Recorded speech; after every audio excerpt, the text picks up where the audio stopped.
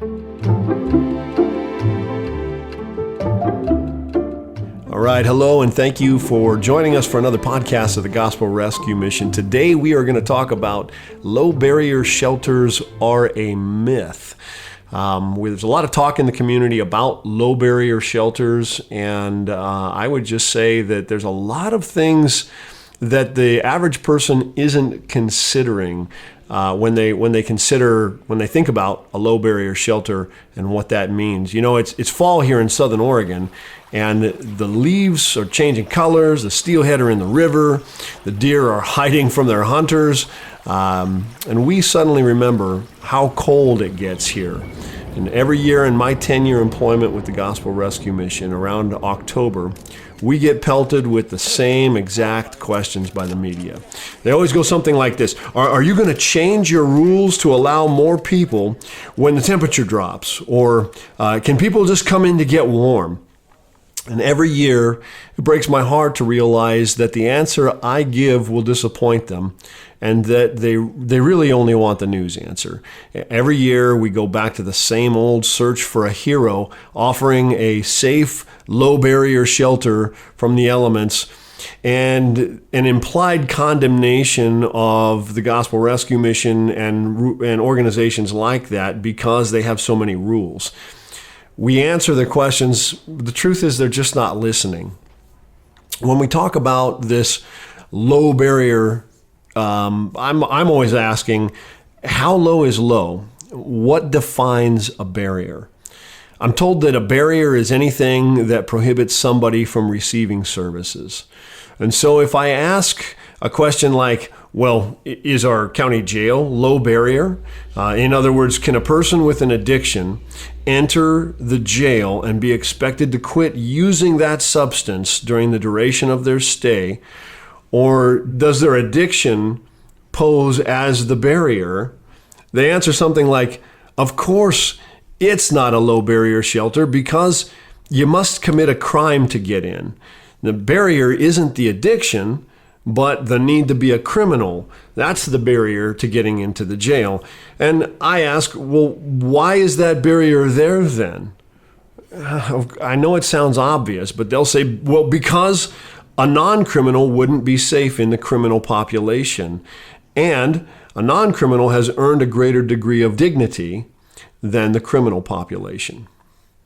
So if we're to treat the homeless with a greater dignity than the criminal, why not begin with the assumption that they're capable of doing any good thing that a criminal can do?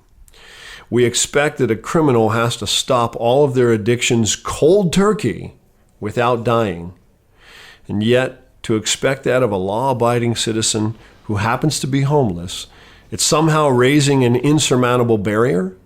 It seems to me that treating others with dignity would mean that I trust that they are capable of greater self-control than the average criminal. You see, safety includes barriers. About 5 years ago, I sat across from a group of would-be heroes that approached us about this idea of opening a warming center at their church. They'd say something like, you see, we really want to reach those that won't come into the mission because of all your rules, and we want to minister to them. And after we've had some time with them, well, we think we can persuade many of them to actually come to the mission. We'll be kind of a bridge. Of course, we want to encourage that kind of effort, and we still have some questions. So I end up asking things like, what are you going to do when a man or woman wants to sleep with his gun or knife? Oh, well, we'll have a rule that prohibits weapons of any kind, they replied. Well, great. Okay. Well, can they look at pornography with their phones while they're there? Can they sleep with their service pit bull? Can they walk around naked inside the building? Will they sleep together, or are they separated by gender? Are registered sex offenders allowed? And how will you even know? Do you perform background checks? Every question that I ask like that is answered by the creation of a rule. They sound more and more like the mission all the time as we continue. For the next 3 years, they operated a warming center, having both their food and laundry actually provided by the mission.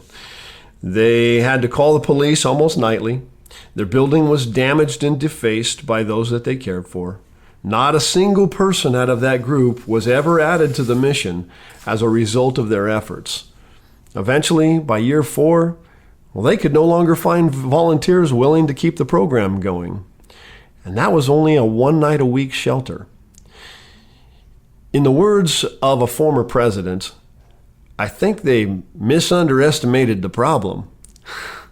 Who gets to define low? When we ask what barrier does the mission raise that actually prevents somebody from entering, everyone gets all nervous and they start looking around as if we just asked something not to be spoken in polite company.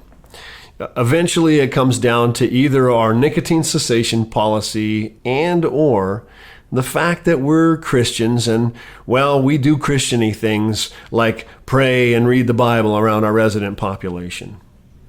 Now, when I ask about any other problems or rules that we have, I get a resounding agreement that these all fall into the requirements for group living category, and of course they would be necessary for a shelter of any kind.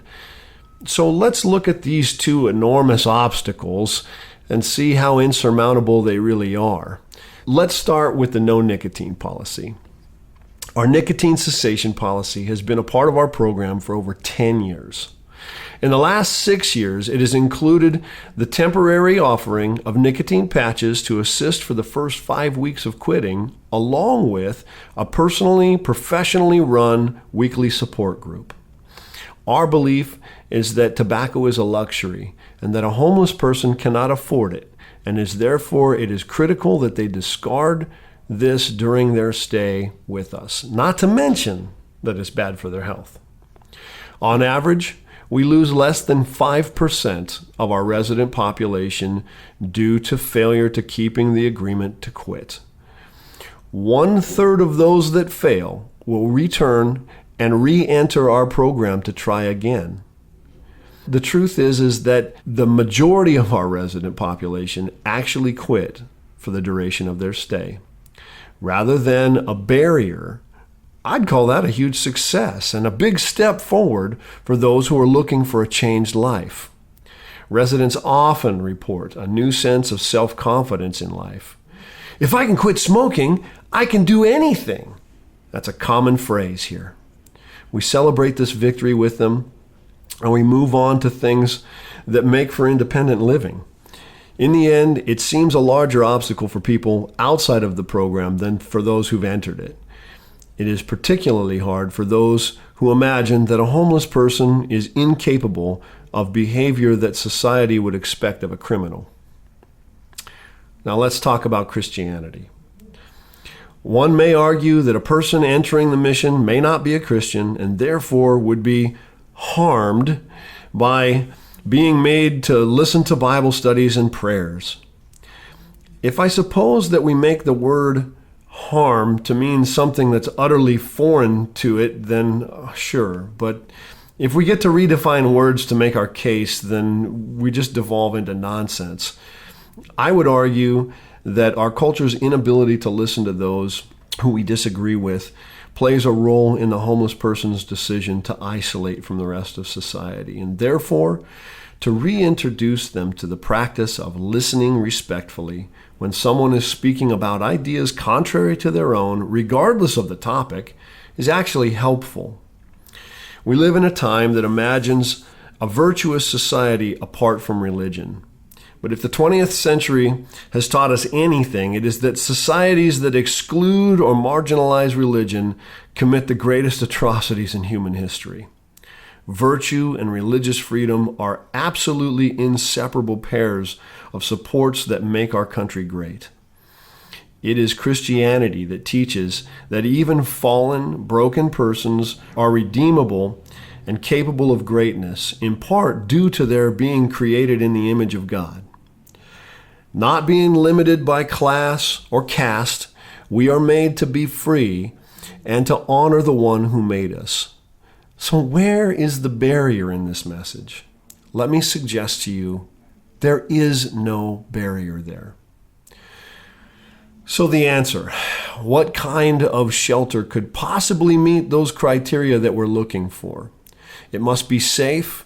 It must offer to treat those looking for shelter with dignity. And it must have barriers low enough that those in need can actually enter. I'm convinced that the Gospel Rescue Mission in Grants Pass is at least one of those shelters. The rules in place are designed for patron and staff and volunteer safety, and the barriers are only those that even a criminal can comply with. Our faith teaches us that because mankind is created in the image of God, even the most broken among us are capable of accomplishing more than we imagine and are worthy of great dignity. We are what you're looking for.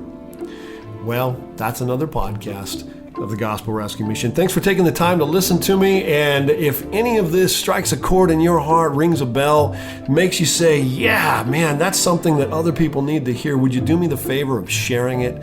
We really appreciate your support. Share us on Facebook, share us by texting or email to your friends. We really could use the support, and this message is one that I believe just has to be getting out into our culture today, and that's something you can do to help us. You can find out more information about us at grantspassmission.org, and again, I really appreciate you. Thank you for listening to us. God bless you, and have a great day.